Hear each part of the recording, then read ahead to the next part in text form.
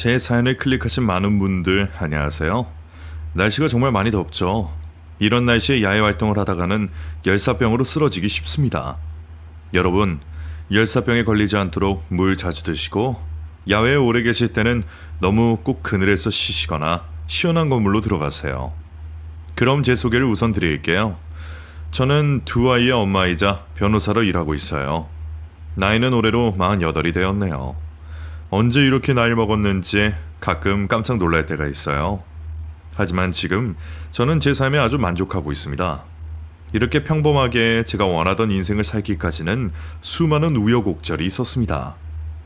오늘 많은 분들에게 제 인생 이야기를 해드리고 싶어서 이렇게 남는 시간에 글을 끄적이고 있습니다. 사연을 보내게 될지 아니게 될지는 모르겠어요. 지금 이 사연을 듣고 계시다면 제가 사연을 보낸 것이겠죠?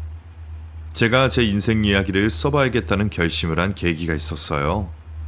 얼마 전에 결혼 기념일이 있어서 가족과 함께 경치가 아름다운 곳에서 식사를 했습니다.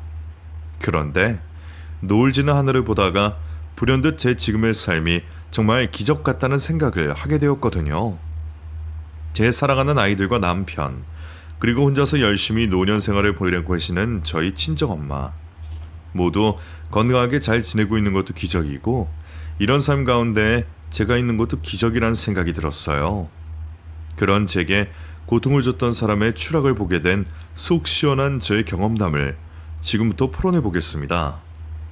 저는 가난하긴 했지만 부모님 사랑을 듬뿍 받으며 유년 시절을 보냈어요. 지금도 아버지를 떠올리면 선한 미소와 항상 퇴근 후에 저를 주려고 들고 오던 까만 봉투가 생각나요. 아빠 안녕하세요. 아이고 우리 예쁜 수연아. 아빠가 퇴근했을 때는 안녕하세요가 아니라 다녀오셨어요 이렇게 인사해야지. 처음 만난 어른한테 안녕하세요 하는 거야. 그래? 알았어. 다녀오셨어요. 근데 아빠, 오늘은 단 거 뭐 사왔어? 오늘은 우리 수연이 좋아하는 초콜릿 사왔지. 우와, 저희 아버지가 저에게 단 걸 건네면 지켜보던 어머니는 아버지와 저에게 잔소리를 하셨습니다. 아유 당신은 그런 거 그만 사오라니까. 에이 다 썩으면 어떻게 하려고 그래. 어차피 유치라서 다 빠진대 뭐. 좋아하는 거 하루에 한 번씩은 먹게 해줘야지. 못 말린다니까 정말. 그때부터였을까요? 저는 초콜릿을 참 좋아합니다. 지금도 일을 하면서 머리가 안 돌아간다는 느낌이 들 때마다 초콜릿을 하나씩 까서 먹고 있어요. 유치가 다 빠지고 영구치가 자라던 초등학교 때까지 세상 근심 하나 없이 친구들과 행복하게 뛰어놀았습니다. 앞니 2개가 쏙 빠졌을 때는 너무 신나서 퇴근한 아버지에게 자랑을 했던 기억이 나네요. 아빠 다녀오셨어요? 근데 아빠 이거 봐. 제가 입을 크게 벌리고 빠진 앞니를 보여주자 아버지가 박장대소를 하셨어요. 우리 수연이가 앞니가 몽땅 빠졌네. 아유 귀여워라. 아버지는 귀여워서 어쩔 줄을 몰라 하셨고 흔들리던 제 이를 실에 감아서 뽑아준 어머니는 단호하게 말씀하셨습니다. 당신도 이제부터는 수연이 줄 단 거 그만 사와. 이제 유치 빠지고 영구치 나오면 그거 잘 유지해야지. 치아 건강이 오복 중에 하나인 거 알지? 알았어. 저희 어머니는 저희 집에서 잔소리를 하는 단호한 역할을 맡으셨지만 저희 아버지는 힘들게 일을 하고 돌아오셔서도 항상 짜증 한번 내지 않고 허허실실 웃으시는 분이셨어요. 그래서 저는 모든 남자 어른들은 다 저희 아버지 같을 줄 알았습니다. 정말 끔찍하게 나쁜 어른들이 제 곁에 성큼 다가와 있다는 걸 그때는 전혀 모르고 마냥 순수하고 행복했죠. 그렇게 아버지와 어머니의 사랑을 듬뿍 받으며 저는 학급에서 반장도 하고 공부도 상위권을 유지하면서 친구들과도 잘 어울리는 그야말로 밝고 건강한 초등학교 시절을 보내고 있었어요. 그리고 아버지를 마지막으로 본 그날 아침이 아직도 생생하네요. 수연아, 오늘 학교 끝나고 친구들이랑 오뎅이랑 떡꼬치 사 먹어. 자, 이 용돈. 와, 2,000원이나 줘? 선이랑 맛있는 거 사 먹을게요. 그래, 맛있는 걸 사 먹어. 네, 아빠. 사랑해요. 아버지는 제 말을 듣고 저를 번쩍 들어 안아서 360도 한 바퀴 휙 돌았어요. 저는 까르르 웃었습니다. 설거지를 하고 계시던 어머니가 저희의 모습을 보고 말씀하셨어요. 그러다 둘 다 지각하겠네. 두 사람 애틋한 거 알겠으니까 얼른 학교 가고 회사 가세요. 아빠, 잘 다녀오세요. 우리 딸도 잘 다녀오세요. 저녁에 만나요. 여보, 갔다 올게. 그게 마지막이었습니다. 제 나이 9살이던 그 해에 저희 집에 생각지도 못한 불행이 닥쳐왔던 거예요. 그날 저는 아버지에게 받은 용돈을 소중하게 가방에 꼬깃꼬깃 잘 넣어두고 저는 여느 때와 같이 학교에서 수업을 듣고 있었어요.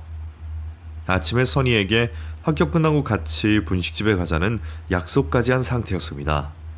돈이 남으면 어머니 아버지들이 붕어빵도 사갈 생각이었어요. 그런데 체육 시간에 같은 반 친구들과 피구를 하고 있는데 저희 반 담임 선생님이 허겁지겁 운동장으로 달려오시며 제 이름을 부르셨습니다. 수연아, 이수연! 저는 제가 무슨 잘못이라도 한 줄 알았어요. 그렇게 급하게 부르실 이유가 없었거든요. 네? 선생님. 얼른 와봐, 얼른! 너 집에 가야겠다. 아니다. 선생님이 지금 수업 없으니까 빨리 병원 데려다 줄게. 병원이요? 저 안 아픈데요. 이를 어쩌냐. 아무것도 모르고 그렇게 말하는 저를 선생님은 꽉 안아주었습니다. 그리고 그 길로 그대로 제 손을 잡고 선생님 차로 갔습니다. 친구들은 그런 저와 선생님의 모습을 보고 어리둥절한 표정을 짓고 있었어요. 선생님은 아무 말씀을 하지 않았지만 저는 왠지 모르게 눈에서 눈물이 흘렀습니다. 그리고 병원에 도착했어요. 선생님과 함께 수술실 앞으로 갔습니다. 수술실 앞에는 저희 엄마가 하늘이 무너져라 울면서 주저앉아 계셨어요.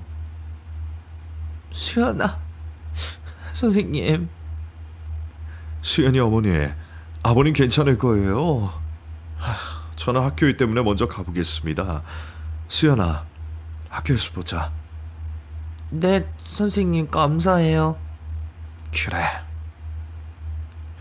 저는 울고 있는 어머니 옆에 서서 앉을 생각도 뭔가를 물을 생각도 하지 못했어요. 그렇게 한참 시간이 흐른 후에 수술실에서 나온 의사 선생님이 고개를 푹 숙이고 고개를 양쪽으로 내두르며 저희 어머니 앞에 섰습니다. 의사 선생님, 우리 수연이 아빠 괜찮죠? 깨어났죠? 수술 잘 된 거죠? 최선을 다했는데 죄송합니다. 이미 뇌손상이 너무 많이 진행돼서. 뭐라고요? 에이, 거짓말하지 마세요. 우리 수연이 아빠 괜찮죠? 살아 있잖아요, 맞죠? 죄송합니다. 의사는 그렇게 말하고 있었고 간호사가 저희 아버지가 돌아가셨다고 말했어요. 그 말을 듣고 잠시 멍했다가 얼마 후에 저와 저희 어머니는 믿을 수 없는 현실 앞에서 기절하듯이 울었습니다. 평생 제 곁에서 다정하게 웃어줄 거라고 생각했던 아버지는 외근에 나갔다가 교통사고를 당했고 그렇게 이른 나이에 세상을 등지고 말았습니다. 그때 아버지 나이가 35이었으니 지금 제 나이보다 한참 어린 나이입니다. 새삼 35에 돌아가셨다는 생각을 하니 정말 어린 나이에 가셨다는 생각에 마음이 아프네요. 아무튼 당시 아버지가 돌아가신 후 어머니는 정신이 하나도 없었어요. 그런 어머니 곁에서 제가 정신을 바짝 차리고 있었습니다. 장례식에는 시골에 사시던 친할머니가 오셨어요. 저희 어머니에게 좋은 시어머니는 아니었던 걸로 기억합니다. 우리 명철이가 왜 이렇게 일찍 가야 되냐? 이게 다 네가 내조를 못해서 그런 거 아니냐? 우리 명철이 살려내라고. 친할머니는 어머니의 양팔을 붙들고 그렇게 소리쳤습니다. 그때는 할머니가 믿게만 생각되었는데 아들이 죽었다고 생각하면 저라도 누구라도 원망하고 싶은 마음이 들었을 거예요. 그 대상이 저희 어머니였던 게 문제였지만요. 아무튼 할머니로서는 하나뿐인 아들을 잃은 원망하는 말을 아무데나 그냥 토해내고 싶었겠죠. 지금은 그 마음을 100번 1000번 이해할 수 있습니다. 아버지 장례식을 치른 후에 학교에 갔는데 전과는 분위기가 많이 달랐어요. 처음에는 저를 안타까운 눈으로 동정하던 친구들이 시간이 지날수록 저를 아빠도 없는 애라며 놀려대기 시작했습니다. 넌 아빠도 없으면서 무슨 또 반장을 하겠다고 그래. 그만해. 아빠 없는 거랑 내가 반장하는 거랑 무슨 상관이야? 너 진짜 꼴 보기 싫은 거 알아? 공부 좀 잘한다고 맨날 나대는 거 얄미웠는데 너는 우리 다이는 아빠 없지? 꼴 좋다. 저는 그 말에 참지 못하고 그 친구를 덮쳐서 마구 때려주었습니다. 그리고 결국 저희 어머니는 학교에 불려와서 그 친구의 어머니에게 무릎 꿇고 사죄를 해야 했어요. 승준 엄마 미안해요. 승준이 얼굴 좀 봐. 어떡해. 어떡하긴 뭘 어떡해. 애 얼굴을 이 모양으로 만들어 놓고 여자애가 트세가지고. 너 뭘 눈을 말똥말똥 뜨고 있어. 너도 무릎 꿇고 미안하다고 해. 여자애가 드세다는 말, 독하다는 말은 제 평생 꼬리표처럼 저를 따라온 말이 되었습니다. 아무튼 저는 그날 고집을 부리며 절대로 무릎을 꿇지 않았어요. 그리고 그 동네에서 이사를 하게 되었어요. 엄마 왜 이사를 해? 네 집에서 더 못 살아. 집주인이 집 빼라고 했어. 그럼 동네로 이사 가면 되잖아. 나 전학 가기 싫어. 수연아, 이 동네에서 더는 못 살아. 엄마한테 남편 잡아먹은 년이라고 사람들이 욕해. 내가 뭘 잘못했냐? 그렇게 말하며 눈물을 쏟아내는데 저도 같이 울어버리고 말았습니다. 그리고 다른 지역으로 이사를 해서 빌라 반 지하방에서 월세로 살았어요. 어린 나이에 돌아가신 아버지와 결혼을 하고 아무 재주가 없었던 어머니는 그때부터 식당에 나가서 일을 하기 시작했습니다. 전학을 가서는 다른 아이들 눈에 튀지 않기 위해 노력했어요. 그리고 열심히 공부만 했습니다. 중학교에 들어가면서 처음 치른 시험에서 저는 전교 1등을 하게 되었어요. 하지만 그다지 기쁘진 않았습니다. 어머니에게도 그 사실을 알리지 않았어요. 어머니는 언제부터인가 저에게 소홀했고 식당 일이 끝나는 시간이 되었는데도 집에 들어오지 않았습니다. 새벽에 들어오는 소리를 듣고 방에서 공부를 하던 제가 나가면 화들짝 놀랐어요. 엄마 왜 이렇게 늦게 와? 너 아직도 안 잤어? 엄마 일이 좀 늦었어. 얼른 자. 엄마 술 냄새 나는데? 무슨 술 냄새? 일 끝나고 식당 식구들이랑 회식해서 그래. 힘들어 죽겠어. 식당 그만두고 싶어. 아버지가 살아계실 때와는 다르게 어머니는 저에게 잔소리도 하지 않았고 관심도 없어 보였습니다. 내심 서운하긴 했지만 일 때문에 힘들 거라는 예상만 했네요.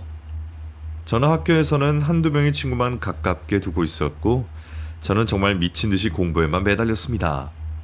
그렇게 지내던 어느 날 저희 어머니가 하교를 한 저를 끌고 중식당에 데리고 갔어요. 엄마 오늘 일 안 갔어? 짜장면 먹게? 맛있겠다. 엄마가 우리 수연이한테 소개해줄 사람이 있어. 너 철물점 아저씨 알지? 철물점 아저씨? 아, 그 대머리. 그 아저씨랑 엄마랑 결혼할 거야. 뭐라고? 왜? 아무튼 그런 줄 알아. 그렇게 뜬금없는 소리라는 어머니를 멍하게 바라보고 붙잡힌 손에 이끌려 중식당에 들어갔습니다. 대머리 철물점 아저씨는 제 또래 남자의 둘과 함께 있었어요. 정희씨 어서 와요. 네가 수연이구나. 아저씨 동네에서 많이 봤지? 네, 안녕하세요. 그래, 여기는 이제 너 오빠들 승철이랑 윤철이야. 승철이는 수연이랑 나이가 같겠구나. 근데 승철이가 사물색이니까 그냥 오빠라고 해. 저는 승철이를 알고 있었어요. 학교에서 노는 애로 유명했거든요. 껄렁대는 아이들과 어울려 다니면서 학교가 끝나면 담배도 피우고 술도 마신다고 친구들에게 들었습니다. 윤철 오빠도 동네에서 알아주는 양아치였습니다. 그냥 딱 봐도 얘들은 보통 학생들과는 다르다는 게 느껴졌습니다. 불량한 아우라를 풍기는 두 사람이었어요. 저를 보며 비웃는 건지 뭔지 표정이 좋지 않더라고요. 저는 그 자리에 있기가 너무 불쾌했어요. 짜장면을 입가에 다 묻혀가며 먹던 아저씨가 말했습니다. 어차피 재혼이고 하니까 시카는 거는 올리지 말고. 그게 맞지? 아저씨의 말에 어머니가 대답했어요. 그렇죠. 짐 싸서 우리 집으로 들어오면 되겠네. 애들 엄마랑 이혼하고 혼자 지낸 지 벌써 10년이 넘었으네. 우리 잘 지내보자, 소연아. 우리 집에 방이 3개니까 작은 방은 너 하나 쓰게 하고 애들 둘이 같이 자면 되겠다. 그 말에 승철이가 기겁을 하더라고요. 아, 내가 왜 형이랑 같이 자? 싫어. 나 집 나갈 거야. 무슨 재혼을 한다고 난리야. 아, 그지 같아. 나 갈래. 말을 하고 나서 바로 자리에서 박차고 일어나가 버렸습니다. 윤철이 오빠도 약속이 있다면서 일어나더니 당당하게 돈을 달라고 하더라고요. 아빠, 나 10,000원. 그래. 아저씨는 아들들이 뭐라든 그냥 아들들 편만 드는 사람이었어요. 이미 동네에는 2사람이 양아치처럼 굴고 다니는 게 유명해서 아저씨도 모를 리가 없었거든요. 그날 집으로 돌아가서 저는 어머니에게 말했습니다. 엄마, 지원을 꼭 해야 돼? 난 싫어. 그 아저씨도 싫고 승철이랑 윤철이 걔들도 싫어. 나 그 집에 들어가서 살기 정말 싫어. 그럼 어떡해. 이 곰팡이 피는 반지하 방에서 언제까지 살 거야. 난 못 살겠어. 식당에서 일도 하기 싫고. 어머니는 정말 지친 기색이 역력했습니다. 그래서 저는 울며 겨자 먹기로 철물점 아저씨 집으로 이사를 해서 같이 살게 됐어요. 처음에는 정말 작은 방을 제 방으로 꾸며주었더라고요. 아파트 7층에 햇빛도 잘 들어오는 집이라서 전에 살던 집과는 비교도 안 되게 너무 좋았어요. 지금 생각해보면 주공 아파트에 별로 크고 좋은 아파트가 아니었는데 말이에요. 첫인상만 좋았지 그 이후로는 지옥 같았습니다. 저는 새벽 2시까지 꼭 예습 복습을 하고 잠이 들었거든요. 그런데 제가 한창 공부를 하고 있을 때 승철이가 제 방 문을 열고 들어왔습니다. 담배 냄새를 폴폴 풍기면서요.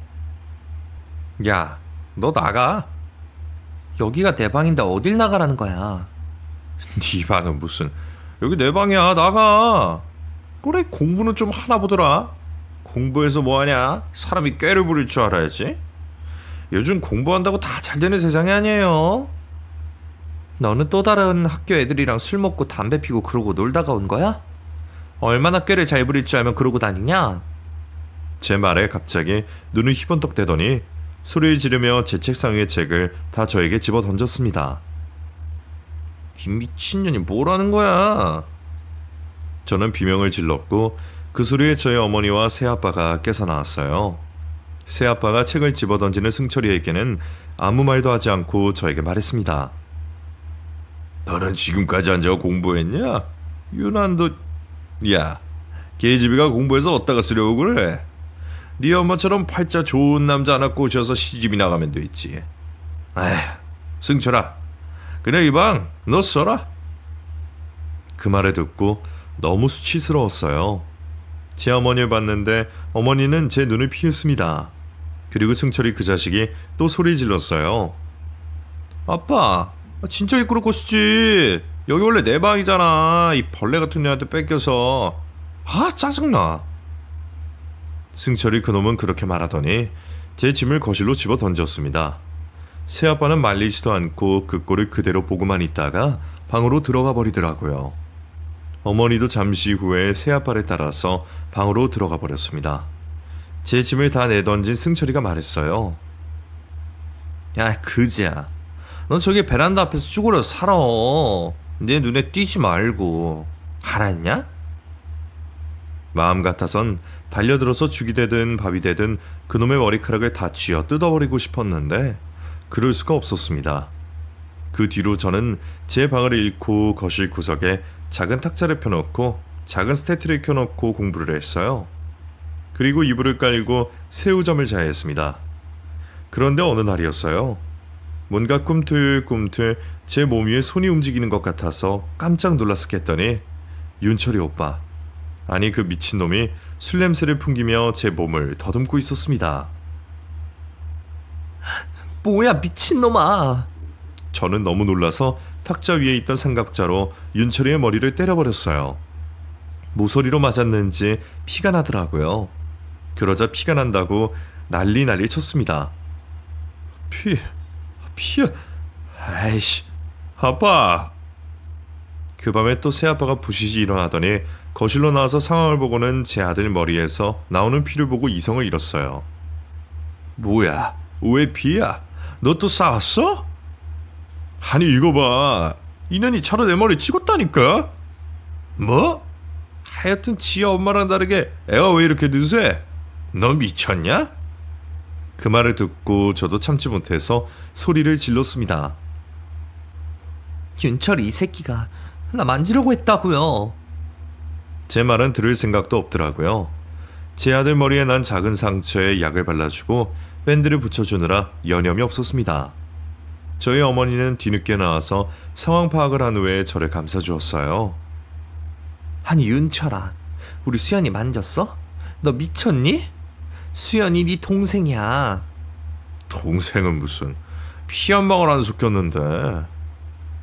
아무리 피가 안 섞여도 그런 짓은 하지 말아야지. 저희 어머님의 말에 새아빠가 오히려 역정을 내더라고요. 우리 윤철이가 애 만졌다는 증거 있어? 그리고 한참 그런 애가 호기심에 그럴 수도 있지. 어디 여자가 애 기를 죽이고 있어. 야 수연이, 너 얼른 사과해. 안 해요. 절대 안 해요. 윤철이 네가 나한테 사과해? 어디 오빠한테 싸가지 없이. 나 이렇게 드스레 못 키워. 얹혀 살면 고분고분 굴어야지. 왜 이렇게 사삭한 건 난리를 피워? 밥만 죽내는 식충이 주제에 나 얘 못 키워. 너 나가. 당장 나가. 새아빠의 말에 어머니가 대답했습니다. 아니 지금 애를 어디로 가라는 거예요? 나가. 어디든 가. 내 알바야?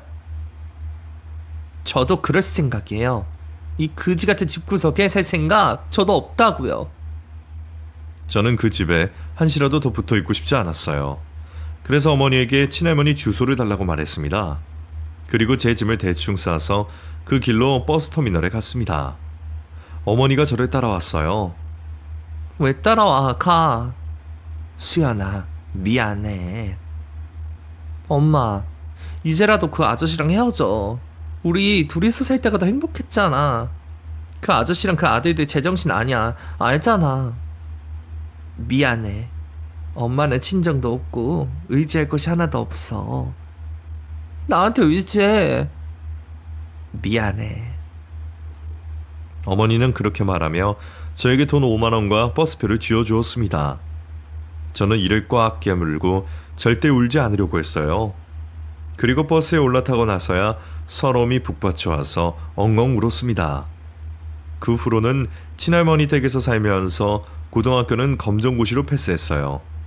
할머니는 시골에서 작게 농사를 지으면서 살고 계셨어요. 난데없이 들이닥친 손녀딸을 말없이 보듬어 주신 분입니다. 물론 저희 어머니 욕을 하긴 했지만요. 아이고, 그년이 기어이 지 자식까지 버렸구만. 수연아, 할머니랑 둘이 잘 살아보자. 그 이후로는 어머니 이야기는 절대 꺼내지 않으셨습니다. 저는 고등학교를 검정고시로 일찍 패스한 후에 저처럼 억울한 사람들의 대변인이 되고 싶다는 생각으로 변호사라는 꿈을 갖게 되었어요. 그리고 열심히 공부를 했습니다. 할머니가 그런 저를 많이 도와주셨습니다. 수연이 너 대학교 가고 싶지 않아? 할머니, 나 법학과 가고 싶어. 나중에 변호사도 하고 싶고. 그럼 가야지. 그 좋은 머리 썩여서 뭐해? 할머니가 돈 대줄게. 걱정하지 말고 하고 싶은 거 해. 저는 그 말에 힘을 입어서 열심히 공부를 했고 원하던 대학의 법학과에 입학할 수 있었습니다. 다행히 성적 장학금을 받게 되었어요. 할머니는 기뻐하시며 저에게 말씀하셨습니다. 아이고 독한 거 장하다 장해. 앞으로도 그렇게 꼭 독하게 해서 하고 싶은 거 해. 알겠지? 고마워 할머니. 우리 집에서 통학하기는 힘들 거고 여기에 집 한 채 구해줘야겠다. 그때 할머니에게서 들은 독한 것이라는 말이 처음으로 긍정적으로 들려서 저는 눈물이 쏟아졌습니다. 왜 울고 그래? 장하다 장이.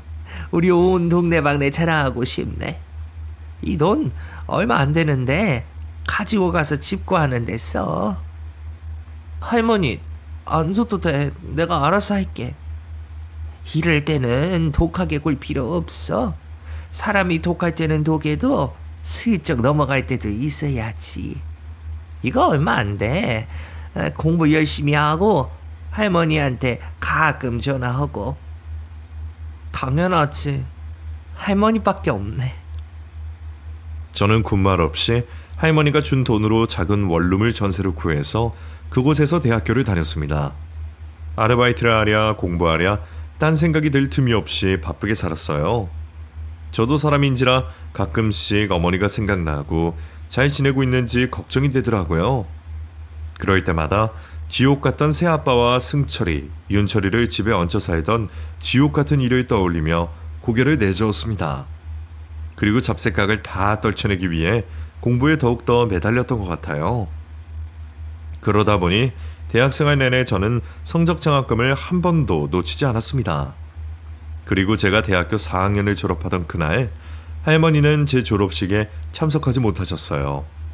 제가 열심히 공부에만 매달렸던 그 시간 동안 할머니는 병마와 싸우고 계셨던 겁니다.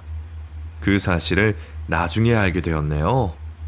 졸업식을 마치고 부랴부랴 할머니가 입원한 병원으로 갔습니다. 우리 수연이 왔어. 할머니 친정 말았지. 난 아무것도 모르고. 뭘? 늙어서 갈 때 되면 몹쓸 병도 같이 오고 그런 거지. 괜찮아. 졸업 축하해. 할머니 병수발을 3개월 동안 들었지만 결국 할머니는 세상을 등지고 말았어요. 할머니 장례식을 치르면서 우느라 정신이 하나도 없는데 웬 피골이 상접한 아줌마가 제 이름을 부르더라고요. 수연아. 누구? 엄마? 엄마야? 그래. 잘 지냈어? 엄마 왜 이렇게 말랐어? 무슨 일 있었어? 아니야. 아무 일도 없어. 엄마 아직도 그 아저씨랑 살아? 수연아 미안해. 그때 내가 널 그렇게 보내는 게 아니었는데. 어머니는 결국 새아빠와 이혼을 했다고 했습니다. 저를 보내고 나서도 3년간 결혼 생활을 유지했지만 폭력적인 성향의 새아빠와 매번 사고를 치고 다닌 새아빠의 두 아들 때문에 뒷수습하기 바빴다고 했어요. 편하게 살겠다고 결혼했으면 잘 살았어야지. 미안해 수연아. 내가 너 볼낯이 없다. 그렇겠지. 나도 엄마 보고 살 생각 없어. 엄마가 무슨 염치로 할머니 장례식에 와? 수연아. 화를 내기는 했지만 정말 못 알아볼 정도로 마르고 추추해진 어머니의 모습을 보니 저도 마음이 좋지 않았어요. 그래서 장례식 마무리까지 어머니와 함께 있었습니다. 할머니는 시골집과 작은 논과 모아둔 재산을 모두 저에게 남겨주었어요. 저는 어머니와 다시 살 생각은 없었습니다. 그래서 어머니에게 얼마간의 돈을 드리고 새 출발을 하라고 말했어요. 난 고시 공부할 거야. 변호사 될 거라고. 엄마는 엄마 인생 제대로 살아. 자 여기. 이게 뭐야? 돈이야. 할머니가 나한테 남긴 피 같은 재산 조금 나눠주는 거니까 이걸로 허튼 짓 하지 말고 제발 제대로 살아. 수연아, 그래도 엄마랑 살면서 엄마가 밥도 해주고. 아니, 나 혼자 살 거야. 내 소식 궁금하면 가끔 내가 먼저 연락할게. 저는 정말 독하게 마음먹었습니다. 그리고 원룸에 처박혀서 사법고시 준비에만 매달렸어요. 그렇게 2년 동안 공부한 끝에 저는 결국 사법고시에 합격하게 되었습니다. 합격 발표가 있던 날에 정말 날아갈 듯이 기뻤어요. 하지만 그 기쁨을 나눌 수 있는 사람이 없다는 것이 서글프기도 하더라고요. 그래서 친구와 식당을 차려서 운영하고 지내던 어머니에게 전화를 걸었습니다. 여보세요? 수연이니? 엄마, 왜 무슨 일 있어? 엄마, 나 사법고시 합격했어. 나 이제 변호사 될 수 있어? 뭐라고? 아이고, 너무 장하다. 역시 우리 딸은 해낼 줄 알았어. 엄마랑 만나자. 엄마가 너 좋아하는 고기 사줄게. 그렇게 어머니와 오랜만에 만나서 합격의 기쁨을 나눴습니다. 그리고 그제서야 어머니도 아버지가 돌아가신 후에 정말 무기력하고 힘들었을 거라는 생각이 들었어요. 철물점 그 아저씨에게 팔려가듯 재혼을 하고 저를 돌볼 여력도 없었을 겁니다. 어머니 입에서도 그런 말이 나왔고요. 그때는 내가 정말 아무 기운이 없었어. 이제 와서 병명하는 것 같지만 너한테 그럴 몹쓸 상처 줘서 내 가슴 여기가. 이해해. 엄마도 힘들었겠지. 그래도 지금은 잘 지내서 다행이야. 아, 엄마도 우리 수연이처럼 열심히 살게. 수연이한테 피해가지 않도록. 수연이 축하해.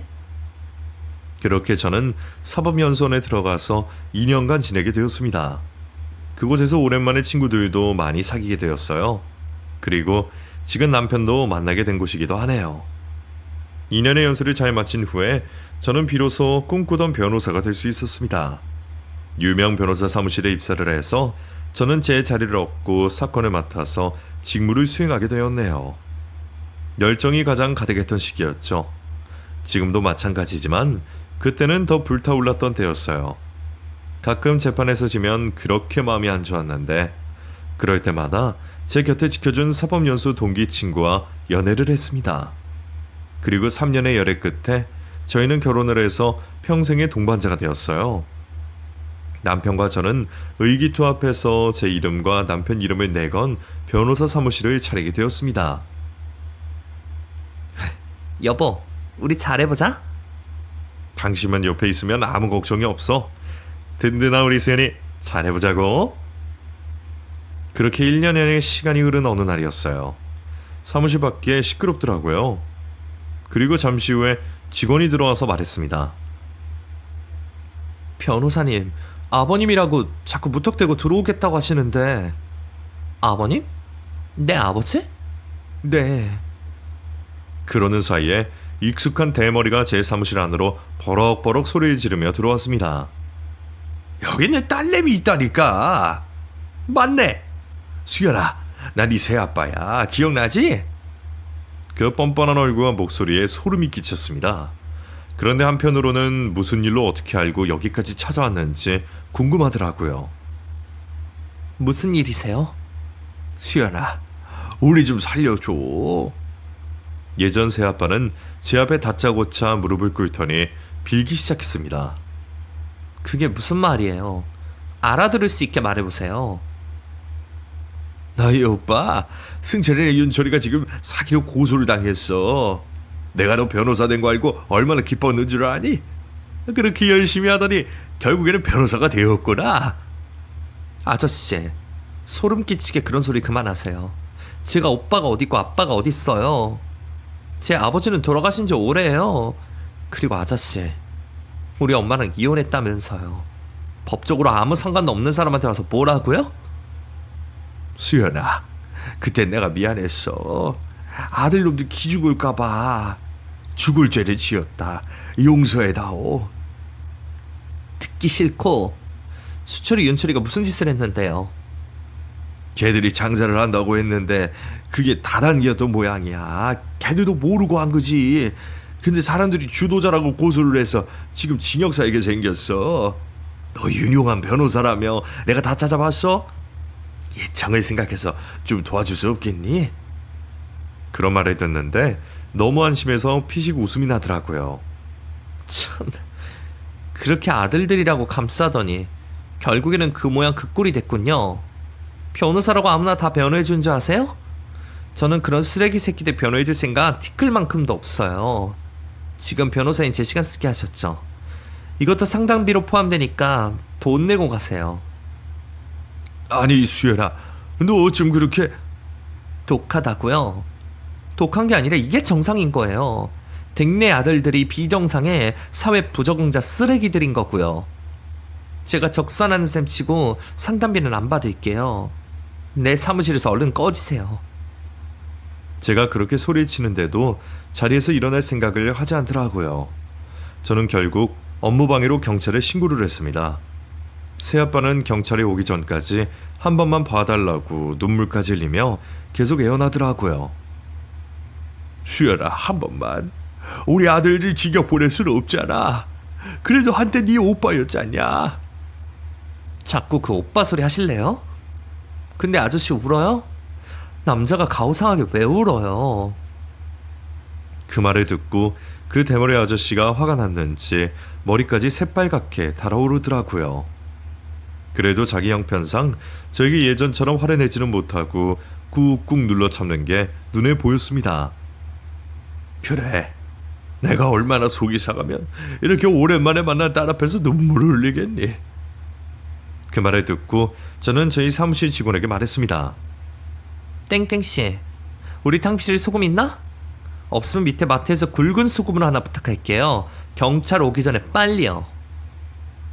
저는 제 사무실에서 나갈 생각도 안 하고 자꾸 저에게 딸이라느니 오빠들 살려달라느니 하는 말이 너무 듣기 거북했어요. 그래서인지 아주 묵혀뒀던 한을 제대로 풀어야겠다는 생각이 들었습니다.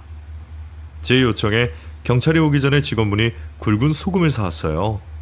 저는 그 소금을 대머리 아저씨에게 뿌려댔습니다. 그리고 얼마 후에 경찰이 들어왔어요. 끌려가는 한때 새아빠, 아니 그 미친 대머리 놈 등에 마지막으로 굵은 소금을 확 뿌렸습니다. 이따가 그만해. 부정 탈까봐 그러죠. 됐어요. 이제 가세요. 새아빠가 가고 난 후에 따로 알아보니 수철이와 윤철이 그 자식들은 이미 사교와 폭력 전과가 있더라고요. 징역을 살아도 제대로 살겠구나 싶었습니다. 나중에 더 알게 된 사실은 수철이와 윤철이 그 자식들이 다단계 사기로 수억 원을 피해자들에게 뜯어내고 그 돈으로 도박과 유흥을 해서 다 날려버렸다는 것이었어요. 죄질이 나빠도 그렇게 나쁠 수가 없었네요. 그 정도까지 사회하게 될 것까지는 없었는데 말이에요. 그 인간들 판결이 나오던 날 저도 제가 맡은 사건의 재판을 위해서 법원에 있었어요. 그리고 포승줄에 묶인 두 놈과 마주치게 되었습니다. 그 인간들이 저를 먼저 알아보더라고요. 야, 수연아, 너 수연이 맞지? 저는 포승줄에 묶여있는 두 놈을 보고 박창대소를 하며 웃었습니다. 네. 야, 꼴 좋다. 그 와중에 나한테 인사할 생각은 드니?